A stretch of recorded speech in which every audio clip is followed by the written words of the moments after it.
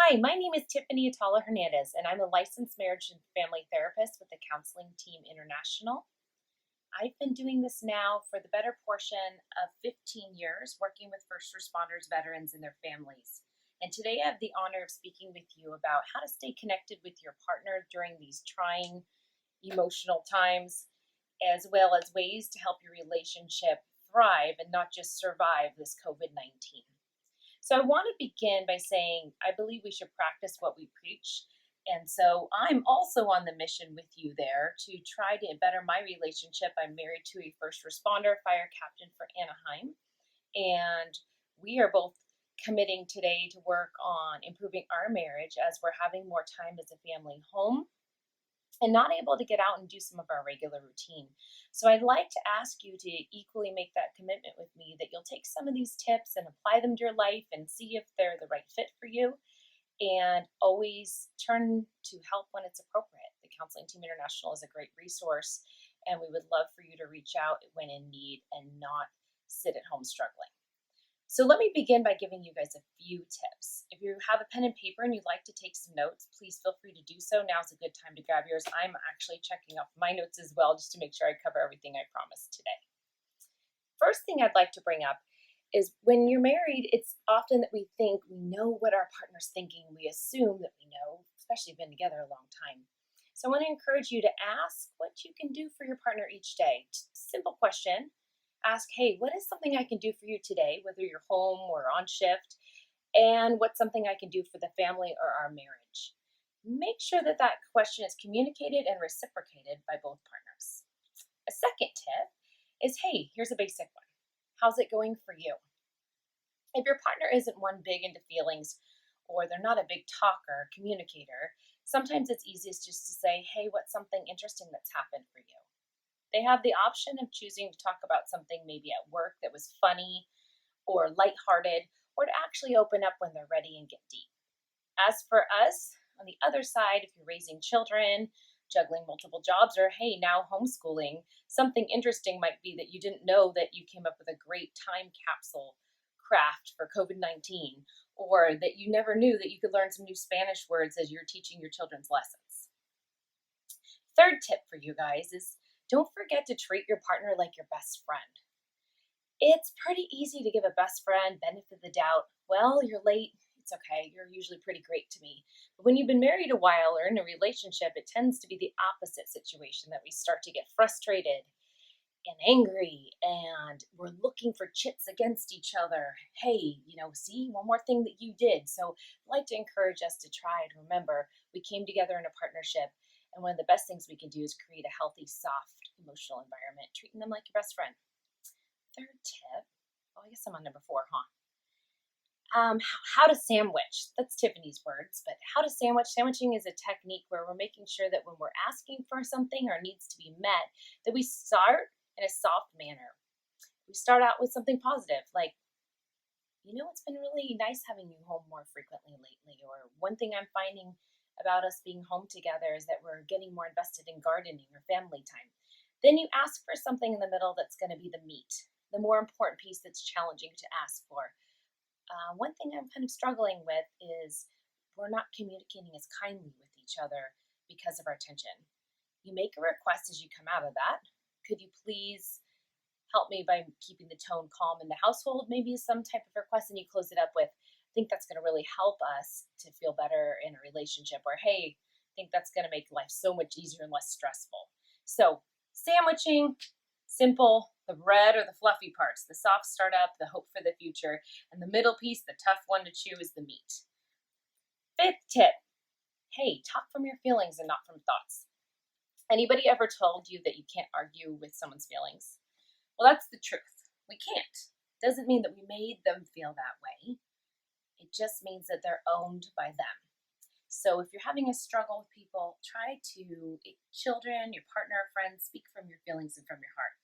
Quick reminder on that one is I feel that you is actually pretty argumentative and can become a defensive statement. I feel that you often means I think.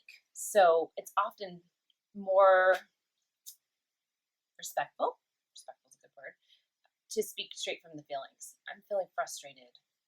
when XYZ. Sixth tip, work on negotiating some compromises.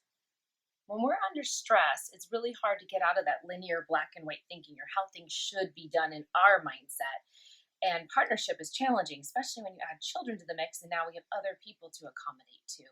So let's be thinking of ways we can meet everyone's needs and kind of do some better compromises. In a marriage, it might be what we're making for dinner or how we're going to get the kids to bed a little bit later to accommodate family time in the evening. So work on negotiating compromises. Number 7, accept that we're off. We're out of sync because of this COVID-19, because of this pandemic. We're off.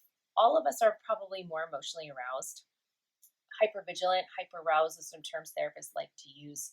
And in all reality, as we're watching the media and new news is coming in frequently and friends are calling and we can't see family members, we can't do our normal routine, we're already a lot more stressed and more anxious. People are filled with worry.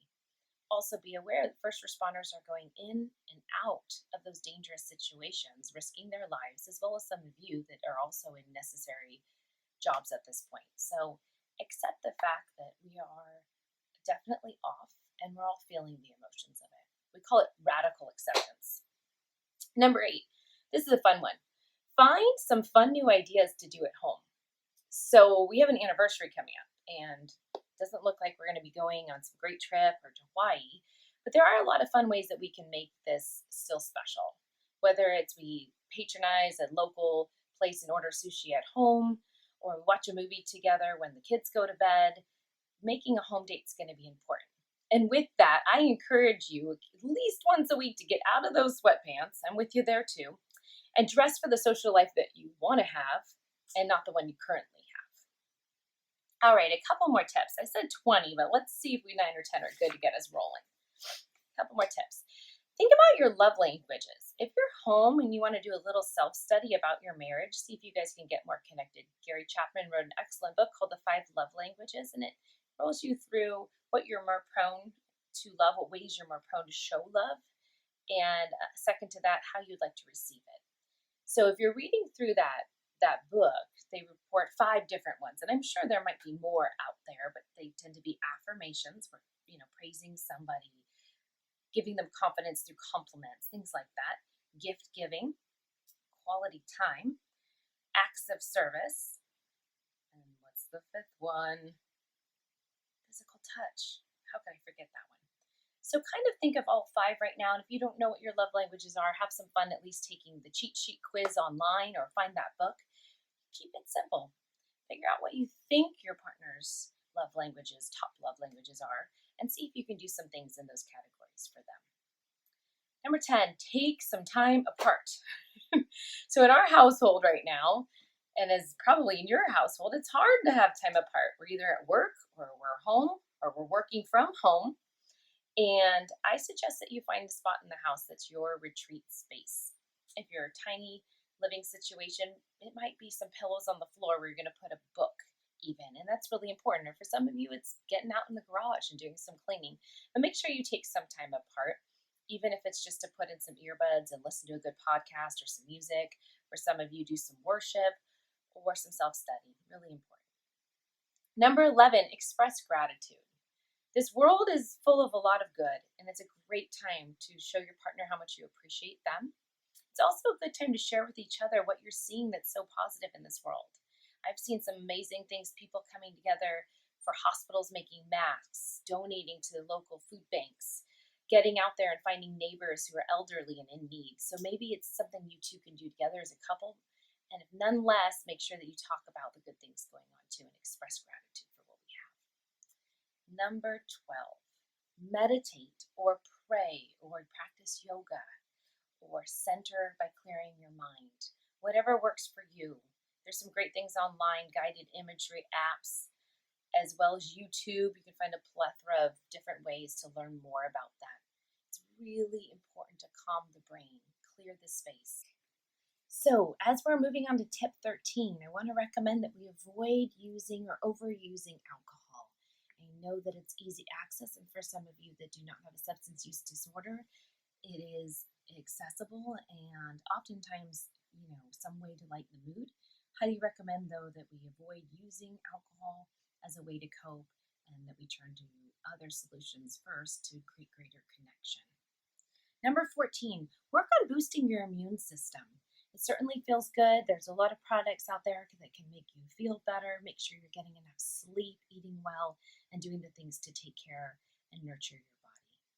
Number 15, serve others. So we're not serving in the capacity of being maybe a leader for a youth group or a church or Cub Scouts, but right now is a good time to serve others and see the good in the world. And that might even be in a project of just sending out nice texts to friends or going around the neighborhood and seeing if anybody needs anything that we can drop off while still social distancing. Number 16, my favorite one, don't sweat the small stuff. It's easy to get extra frustrated right now. We want to pick those battles and decide, is it worth it? I love that person. Is it worth fighting over something like that? And sometimes we can laugh even getting caught up in it because of the tension. 17, you're allowed to feel sad. There are a lot of people out there grieving a lot of things right now. You might be grieving that you don't have a safe environment to work out of, or that you're not in your safe space or your happy place at work. You're at home and you're juggling things, or even grieving a loss of a friend or somebody that's sick right now. Right, we are winding down with the last 3 tips tonight. So, number 18, I want to encourage you to stick to a routine. Try to have good sleep hygiene with regular bedtimes and good wake up times, even if you're not having to get up the same for work as you were before. Maybe your partner is, there's someone else in the house that would benefit from that, including the kids. Really important. It's also fun to get out a calendar and throw some things on the calendar, whether it's you're going to do a cooking lesson that night or the family's going to do cosmic yoga. Create things to look forward to in your routine. Number 19 is exercise. This is a great time to set some personal goals and maybe with your partner exercise or with the kids. One of the most fun things we've done recently was actually creating an obstacle course and all of us getting out there together, doing some hopscotch, some jump rope. So it's great to get the endorphins flowing, and this is a good time to boost up on that exercise. I see a lot of people out keeping their distance and walking, and I see a lot of couples out together having some good talks on those walks. Final tip for tonight, as we close out, I want you to reach out to others. And what I mean by that is you're probably missing your family and your friends. We're not doing those backyard barbecues right now, so it's real important to stay connected.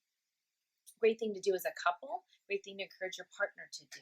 Zoom meetings, there's AA meetings, there's church meetings, there's hobbyist meetings online. So I want to encourage you all to reach out, try to stay connected socially as much as you can so you can be better for your marriage as well as a happier, healthier person. We're going to get through these trying times and we're going to heal. And as we're on this mission together, I also want to encourage you to better your relationship, pour some love and energy back into it. Should you need anything from us, please don't hesitate to reach out. Counseling Team International is here for you 24/7, and we're happy to be a big support. Thank you.